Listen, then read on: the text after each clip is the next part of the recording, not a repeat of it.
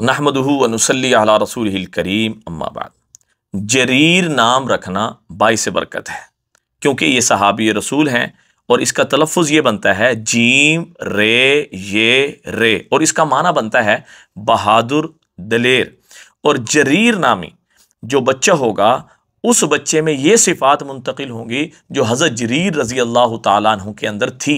सबसे पहली सिफत कि ये यमन के शहजादे थे, अल्लाह सरदारी अता फरमाएंगे। नंबर 2, इनका हुस्न बेमिसाल था। हज़रत उमर रज़ी अल्लाह ताला अन्हु तो इनको यूसुफ कहकर पुकारते थे। जिस तरह हज़रत यूसुफ अलैहिस्सलाम खूबसूरत थे, इसी तरह अल्लाह ताला ने इनको खूबसूरत बनाया था।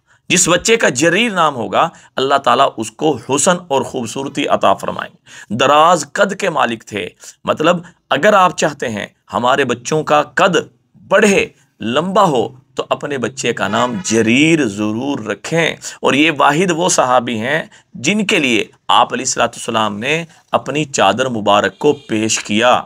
और ये वाहिद वो सहाबी हैं कि जिनसे तकरीबन 200 रिवायात मरवी हैं। आप अलैहिस्सलाम ने असवद अंसी जो कज़्ज़ाब था, शैतान था, उसके कत्ल का ज़िम्मा भी हज़रत जरीर रज़ी अल्लाह ताला अन्हु को दिया। और एक और बात सुन ले, जिस तरह बैतुल्ला पुराने दौर के अंदर बना, लोग तवाफ़ किया करते थे, इसी तरह जो मुशरिकीन थे वो अपने अपने इलाकों में उन्होंने भी ताज़ीम के लिए घर बनाए हुए थे। यमन वालों ने भी बनाया हुआ था।